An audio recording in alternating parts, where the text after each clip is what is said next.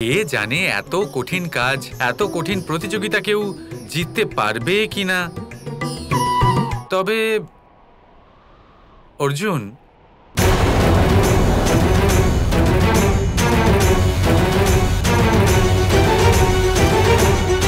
অর্জুনের নাম নিচ্ছিলেন সবাই ওখানে। বলছিলেন যে অর্জুন নাকি সর্বশ্রেষ্ঠ ধনুর্ধর, সে ওখানে থাকলে অবশ্যই জয়ী হতো। তুমি জানো অর্জুন,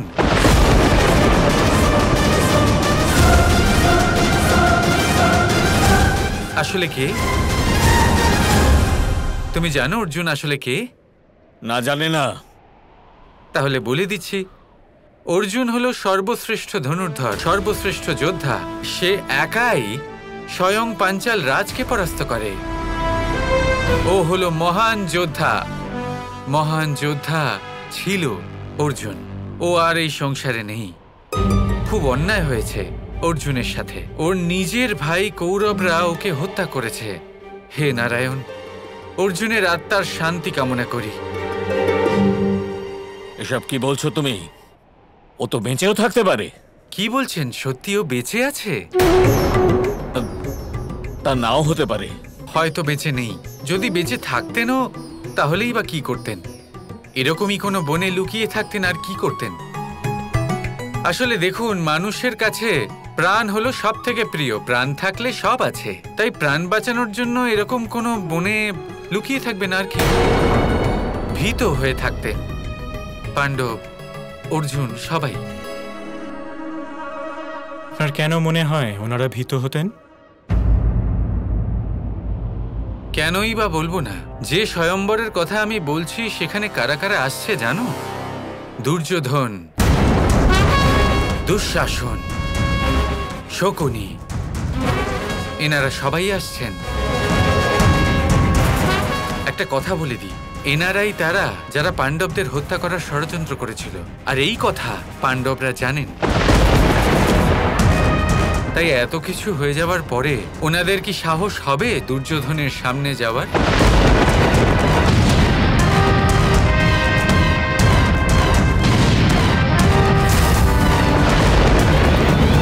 ওনাদের সম্মুখীন হতে পারবেন? আমার তো মনে হয় না। সেই জন্য কোথাও ভয় পেয়ে লুকিয়ে রয়েছেন। দেখুন, ওনারা যদি বেঁচেও থাকেন তাহলেও তারা কৌরব ভ্রাতাদের সামনে আসবেন না। ভয়ভীত হয়ে আছেন ওনারা। তুমি জানো, সবাই উৎসাহিত ছিলেন। বলছিলেন যে যদি অর্জুন থাকতো তাহলে মনোরঞ্জনপূর্বক দৃশ্য দেখতে পাওয়া যেত। কিন্তু কি করা যাবে? হয় উনি মারা গেছেন, না হয় উনি ভয়ভীত হয়ে আছেন। আর যোদ্ধাদের বিষয়ে একটা গুরুত্বপূর্ণ কথা বলি। যখন একজন যোদ্ধা ভয়ে বাঁচতে থাকেন তখন তিনি এই সংসারে থাকার যোগ্যতা হারিয়ে ফেলেন। এই সংসারে তার কোনো জায়গা থাকে না। ব্যাস, অনেক হয়েছে তোমার আজে বাজে কথা মাধব। এখন যাও এখান থেকে। হ্যাঁ হ্যাঁ, চলে যাচ্ছি। দু একটা কথা বললাম তোমার ভাইয়ের সাথে, অঙ্গরক্ষক হয়ে চলে এলে। এখনো সামনে দাঁড়িয়ে আছো পর্বতের মতো। কোনো ব্যাপার নয়। এই পরিবেশ সুন্দর, বড়ই অদ্ভুত। এখান দিয়ে চলে যাব। এইসব তো চলতেই থাকবে। কিন্তু বেচারা অর্জুন, বেচারা পাণ্ডব, ঠিক হলো না এটা।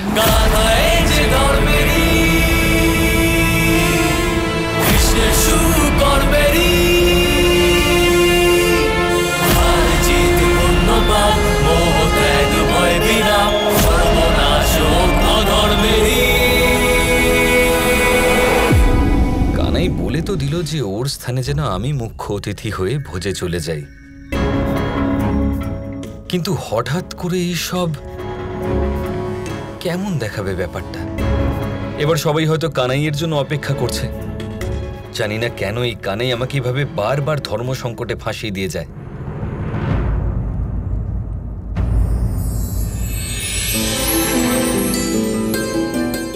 আরে পাঞ্চালি, আপনি এখানে? হ্যাঁ, মহাভোজ সাজানো হয়েছে, তাই আমি আপনাকে আর আমাদের মুখ্য অতিথি শ্রীকৃষ্ণকে নিয়ে যেতে এসেছি। শ্রীকৃষ্ণ কোথায়? উনি তো এখানে নেই।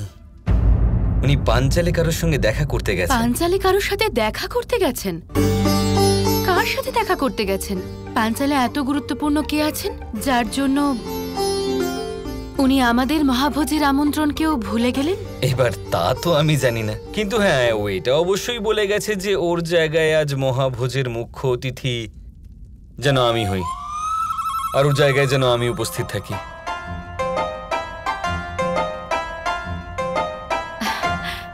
শ্রীকৃষ্ণ হলেন আমার সখা, আর আপনি হলেন ওনার বড় দাদা, তাই আপনি আমারও তো বড় দাদা হলেন। যদি আপনি আমাদের মহাভোজের মুখ্য অতিথি হন আমার খুব ভালো লাগবে, কিন্তু সখা কৃষ্ণকে তো আমি ছাড়ব না। আসুন না, সবাই অপেক্ষা করছেন। শোনো পাঞ্চালি, দেখো আমি হলাম কানাইয়ের দাদা আর তোমার শুভাকাঙ্ক্ষী, তাই তোমার জন্য আমার কাছে একটা পরামর্শ আছে। দেখো আমি বলতে চাই যে কানাইয়ের সাথে তুমি মিত্রতা করো না। হ্যাঁ, এই দেখো কথার ছলে ফাঁসানো, পরিস্থিতির জালে ফাঁসানো, অর্ধেক কথা বলে পালিয়ে যাওয়ার, বিকট পরিস্থিতিতে নিজের জায়গায় নিজের সখা বা বন্ধুদের আগে এগিয়ে দেওয়া, এই সবই হলো আমাদের কানাইয়ের বন্ধুত্বের মুখ্য উপহার। এবার যদি এই উপহারগুলোর জন্য তৈরি থাকেন তাহলে নিঃসন্দেহে বন্ধুত্ব করুন ওর সাথে। কি হয়েছে?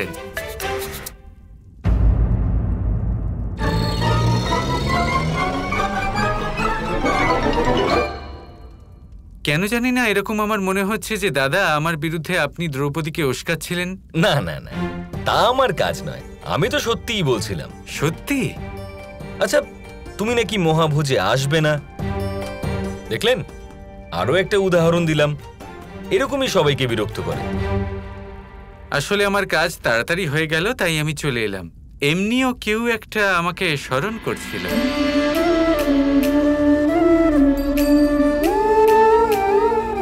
আপনি কি করে জানলেন যে আমি আপনাকে স্মরণ করছিলাম? তুমি যখনই আমাকে স্মরণ করবে আমি জানতে পেরে যাব, আর আমি তখন অবশ্যই আসব দ্রৌপদী। কিন্তু মনে রেখো, আমাকে দরকার পড়লে তবেই স্মরণ করো।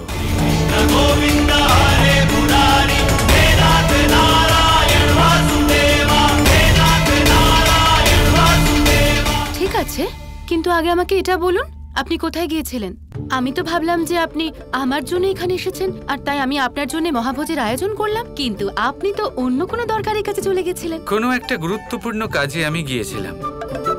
এমনিতে এই কথা আমার বলা উচিত নয়, কিন্তু তোমার কাজ করতেই গিয়েছিলাম আমি। আমার কাজ? আরো প্রশ্ন রয়েছে মনে?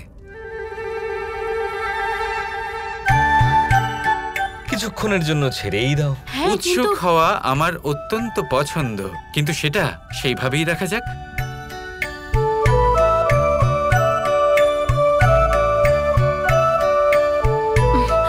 ঠিক আছে, এইসব কথা থাক, এবার আসুন মহাভোজের জন্য। অবশ্যই।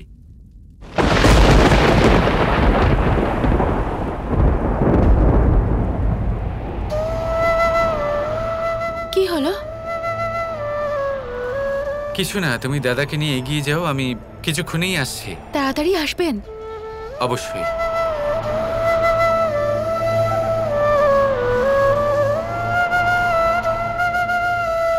একজন বিবাহিতা নারী হওয়া সত্ত্বেও রাধা পরপুরুষকে ভালোবেসেছে। এ হলো পাপ, অপরাধ। আর এই অপরাধের শাস্তি আমি রাধাকে দেবই, কিন্তু এই শাস্তি আমি বর্ষণার প্রধান হিসেবে নয়, রাধার স্বামী হিসেবে দেব।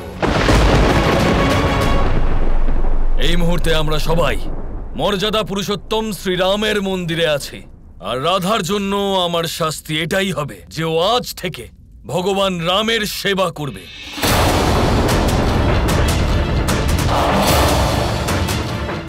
রাধা আজ থেকে একজন সেবিকার মতো জীবন কাটাবে, আর তারপর শুধুমাত্র সাত্ত্বিক আহারই ভোজন করবে, আর কোনো রকমের অলংকার বা প্রসাধন ব্যবহার করবে না। ও শুধু রাম নাম জপ করবে, আর ও ততক্ষণ রামের নাম নেবে যতক্ষণ না কৃষ্ণের নাম চিরকালের জন্য ভুলে যাচ্ছে। ভগবান শ্রীরামের কাছে আমার এইটাই অনুরোধ, যেন উনি আমার স্ত্রী রাধার উপর কৃপা করেন, ওর অপবিত্র মনকে পবিত্র করে তোলেন, ওর মনে এই অপবিত্র প্রেম নয় পবিত্র ভক্তি জাগিয়ে তোলেন।